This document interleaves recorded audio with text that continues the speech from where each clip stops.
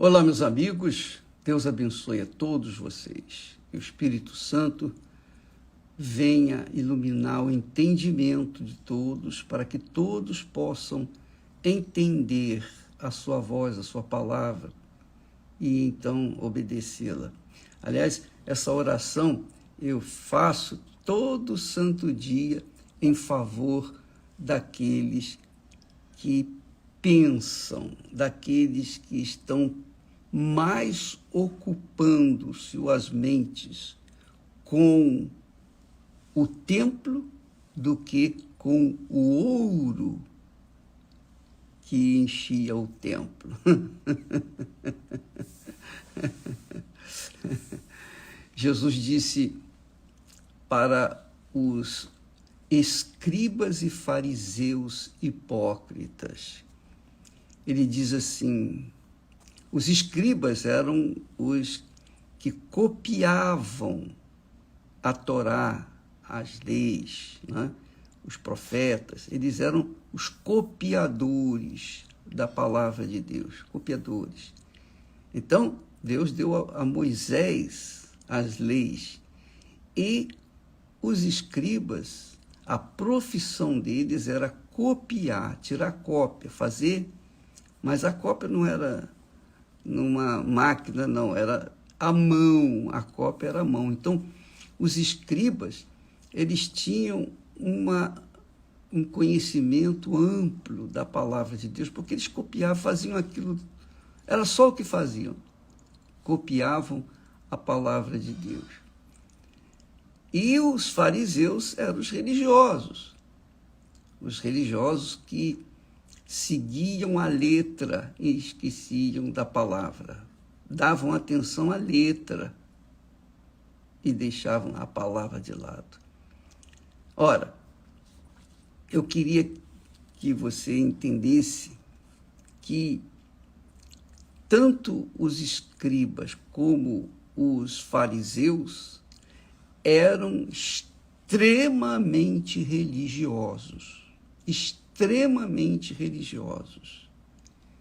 Eles obedeciam, em parte, a palavra e, em parte, desobedeciam. O que era simples para obedecer, eles obedeciam. Por exemplo, guardar o sábado. Eles guardavam o sábado. Mas eles falhavam em outras coisas mais importantes, que era o amor às pessoas, consideração para as pessoas. E eles foram, digamos, se inclinando cada vez mais desde o início para a corrupção. Eles se corrompiam. Então, nasceu aquela gente chamada de escribas e fariseus hipócritas. Tanto os escribas quanto os fariseus eram hipócritas. Os escribas conheciam a palavra, copiavam a palavra, sabiam da palavra. Os fariseus sabiam da palavra, mas eles torciam a palavra. Eles faziam aquilo que exteriormente era visto pelas pessoas, mas no interior eles eram todos hipócritas. E Deus odeia a hipocrisia. Se você não sabe, não sabia, Deus odeia a hipocrisia. Sabe por quê? Porque Deus sabe o que está dentro de nós. Deus sabe as profundezas da nossa alma. Ele conhece tudo o que nós pensamos, o que nós pensamos no passado, o que nós pensamos no presente e o que vamos pensar no futuro. Então, quando alguém se finge, esconde ou tenta esconder de Deus os seus sentimentos, os seus erros, os seus pecados, e tenta aparecer ou se manifestar de uma forma exterior, religiosa, está insultando, no mínimo está insultando a Deus. Não está considerando ele Deus, o Todo-Poderoso, onisciente, onipresente, onipotente. Então esse aqui é o problema. Então Deus odiava esse tipo de gente que por fora era sepulcro caiado, o sepulcro era caiado, mas por dentro eram aqui restos mortais. Então Jesus, no capítulo 23 de Mateus, tem um discurso duro, inflexível e condenatório para os fariseus, os escribas e fariseus hipócritas. Ele chega ao ponto de dizer, ai de vós. Várias vezes ele disse, ai de vós. Ele disse para aquela gente, não há jeito para vocês. Não há salvação para vocês. Vocês já estão condenados. Jesus falou isso de outra forma. Quem vos induzirá, ou quem fugirá, ou quem vai te ajudar a fugir da ira de Deus, da ira vindoura? Então, os fariseus, os escribas e fariseus, eram mestres, eram, digamos assim, especialistas em hipocrisia. Então, as religiões, naturalmente, tem muita gente hipócrita nas religiões. Há gente sincera, claro, mas os religiosos daquela altura eram extremamente hipócritas. E aí Jesus pergunta para eles, insensatos e cegos, olha como Jesus os chama, insensatos, pessoas que não pensam. Você sabe que o insensato é a pessoa que não pensa, que usa o coração, que usa a emoção e usa o sentimento. E são essas pessoas que se arrebentam. São essas pessoas que são estranguladas pelo inferno. Insensatos e cegos. Eles não conseguiam enxergar. Aí ele faz a pergunta, qual é maior? O ouro ou o templo que santifica o ouro? Qual é maior? Depois ele pergunta assim, qual é maior? A oferta ou o altar que santifica a oferta? É o altar que consagra a oferta. É o templo que consagra o ouro, ou a oferta, ou o ouro. Naquela altura, ele estava falando do ouro que cobria todo o templo por dentro. Então, amiga e amigo, nessa pergunta que Jesus faz, nós vemos claramente que quando a pessoa é sincera, ela valoriza o templo. Quando ela é sincera, ela valoriza o altar. Mas quando ela é insincera, insensata, cega, por isso eu oro sempre para todos, eu oro para vocês para que Deus venha iluminar o entendimento, para que vocês possam enxergar o que Deus quer fazer com vocês. Porque aqueles fariseus e escribas hipócritas, apesar de servirem, entre aspas, a Deus, apesar de se dedicarem na religiosidade, eles eram condenados, já estavam condenados, mesmo com todo o conhecimento bíblico. Aonde que eu quero chegar com isso? Eu quero chegar, aliás, eu não, mas Deus quer, mostrando aí claramente. Ele está dizendo o seguinte, que enquanto a pessoa não tiver a sua cabeça, o seu entendimento, enquanto a pessoa não colocar o seu entendimento como prioritário, porque o espírito, o nosso espírito, que é a nossa inteligência, é que tem que dirigir, conduzir a nossa alma, para que a alma não sofra. e, consequentemente, o corpo agradecerá. Então, espírito, alma e corpo.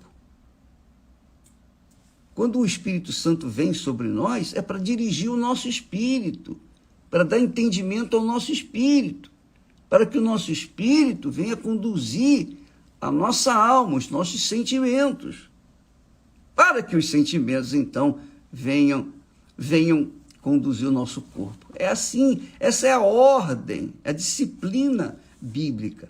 Mas, infelizmente, desgraçadamente, as pessoas dão mais atenção para os sentimentos da alma, que é o coração, do que a inteligência, que é o espírito. E os religiosos, escribas e fariseus, mesmo com todo o conhecimento bíblico, ainda assim, eles davam mais atenção à alma, porque através dos olhos eles sentiam uma atração imensa pela riqueza, pelo ouro, pelas ofertas, pelas coisas. Mas olha, aqueles escribas e fariseus que Jesus falou naquela altura, eles eram podres de ricos. Onde é que está a riqueza deles? Onde é que estão eles? Quer dizer, então, amiga e amigo, Deus veio ao mundo para salvar a sua alma. A prioridade é a sua alma. Então, para que a sua alma seja sábia, ou melhor, para que a sua alma venha estar no lugar onde ela tem que estar, ela tem que dar ouvidos à cabeça. E a cabeça ouvidos ao Espírito Santo, a voz de Deus, a palavra de Deus. Então, quando a pessoa é insensata, não pensa, então ela age com o coração. E essa é a razão porque muitos que estão me assistindo nesse momento vivem uma vida infernal, casaram mal, casaram fora da época, fizeram as suas escolhas erradas. E qual é o resultado disso? Uma vida destruída. Uma família destruída, esfacelada. Marido para um lado, mulher para o outro, ou maridos para um lado, mulheres para o outro, né? Porque casa várias vezes. Filhos de um monte de mulheres, os filhos sem referencial de pai, de mãe, jogados na rua, e por isso as drogas agradecem, os traficantes agradecem esse tipo de coisa. Porque consomem as drogas para tentar afagar a alma. A alma. Então, minha amiga e meu caro amigo, coloque a sua cabeça no lugar, pense, use a palavra de Deus com raciocínio, use a fé com inteligência. Deus quer salvar a nossa alma. E se você tenta salvar a sua alma com baladas, com divertimento, entretenimentos, com música, se você tenta salvar a sua alma satisfazendo os seus caprichos, os seus desejos, você vai levá-la para o inferno. É isso aí. E olha, o corpo morre, o espírito volta para Deus, que é a inteligência, a sabedoria. Mas a alma não. A alma vive por toda a eternidade. Por toda a eternidade. E é por essa alma que Jesus deu a alma dele. Jesus deu a alma dele para salvar a sua alma, não salvar o seu espírito, porque já é de Deus a sua inteligência. Não salvar o seu corpo, porque o corpo, Deus mostra, ele vai envelhecendo, vai, enfim, deteriorando. Mas e a alma? Para onde vai a sua alma? Então, quando ele pergunta qual é maior, o ouro, que é visível, é assim atrativo, ou o templo que santifica o ouro? Qual é maior? A oferta ou o altar que empodera, que santifica a oferta? E se o altar não santificar a oferta não tem nenhum valor. Nada, zero. Essa é a realidade. Pode ser o montante que for. Se o altar não santificar, e para o altar santificar a oferta tem que servir. A oferta não pode ser qualquer uma. Então, quando você, amiga, quando nós oferecemos a nossa vida no altar, nós estamos priorizando a nossa alma, que é a oferta maior que Deus deseja receber, a nossa alma. Aqui, Senhor, está a minha alma para te servir, para te seguir, para obedecer, para santificar o teu nome. Graças a Deus. Amanhã falaremos mais a respeito disso. Deus abençoe e até lá em nome do Senhor Jesus. Amém.